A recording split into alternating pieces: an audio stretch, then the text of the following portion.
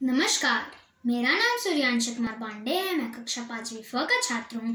आज मैं आपके लिए एक कहानी लेकर आया हूँ जिसका शीर्षक है 2 कौवे और एक सांप की कहानी। कहानी शुरू होने से पहले चलिए थोड़ा पात्रों के बारे में जान लेते हैं। तो चलिए जानते हैं। ये हीरा और मोतियाँ जो कि 2 कौवे हैं। दूसरा पात्र सांप जो कि बहुत लालची है और वो झाड़ियों के पीछे रहता है। और आखिरी पात्र महल के 2 मंत्री।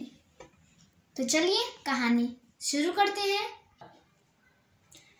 एक समय की बात है, एक जंगल था जिसमें दो कौवे जिनका नाम हीरा और मोती था, वह दोनों अपने सुंदर पेड़ को ढूंढने गए थे वहां पर घोंसला लगाने के लिए। उन्हें एक सुंदर पेड़ मिलता है जो कि ये है। फिर जाकर वो लोग उधर घोंसला लगा देते हैं। घोंसला बना लेने के बाद उन्होंने अपने अंडे को भी उसके अंदर रख दिए। फिर जाकर उन दोनों ने आपस में कहा, हीरा, मुझे लगता है कि हमें बच्चों के लिए खाना ढूंढ लेना चाहिए। हाँ मोती, चलो। मौके का फायदा उठाकर सांप ने कहा, लगता है आज पेड़ पर कोई नया परिवार आया है। चलो उनके भी अंडे को मैं खा लेता हूँ उनके आने से पहले।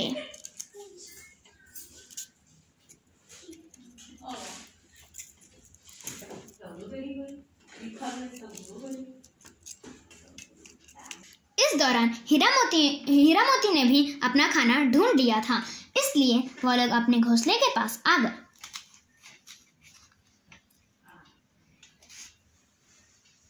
घर के पास आ जाने के बाद जब उन्होंने घोंसले के अंदर देखा तब वहां पर अंडे गायब थे। फिर जाकर वो लोग रोने लगे। मोती ने अपने रोते हुए स्वर में कहा, मुझे लगता है कि हमारे अंडों को जरूर सांप ने ही खाया होगा। हाँ, मुझे भी यही लगता है मोती। अब रोने का कोई फायदा नहीं है मोती। अब हमें कोई तरकीब सोचनी पड़ेगी। फिर जाकर वो लोग तरकीब सोचने लगे। तभी हीरा को एक तरकीब सूझी। हीरा ने मोती के कान में तरकीब फुसफुसाई।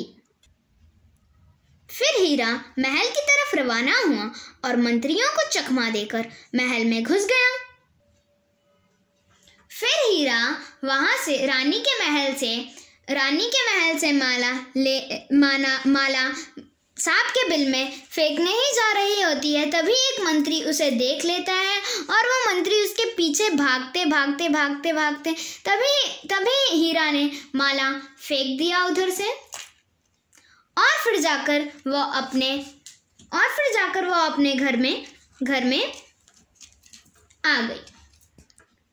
जिस समय हीरा अपने घोंसले में गई थी उस वक्त मंत्री कौवे को खोजने लगा।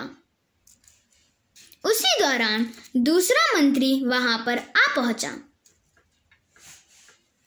फिर जाकर दूसरे मंत्री ने कहा, क्या हुआ, कहाँ गया वो माला? फिर जाकर पहले मंत्री ने कहा कि उस माला को उस कौवे ने सांप के बिल में फेंक दिया है। फिर जाकर वह दोनों सांप के बिल के पास चले जाते हैं। फिर जाकर मंत्री उसके सांप के बिल को तोड़ने लगते हैं। फिर जाकर सांप बाहर आके कहता है, क्या हुआ? फिर जाकर मंत्री कहते हैं कि माला दे दो। फिर जाकर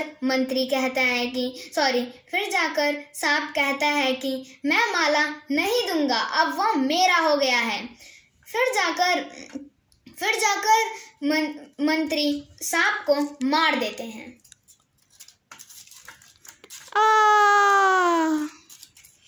मारने के बाद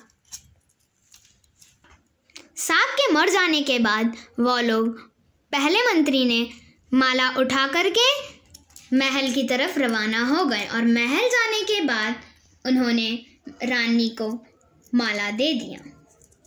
सांप को मरा देख हीरा और मोती बहुत खुश हुए और वो लोग खुशी खुशी अपने घोंसले में चले गए। धन्यवाद।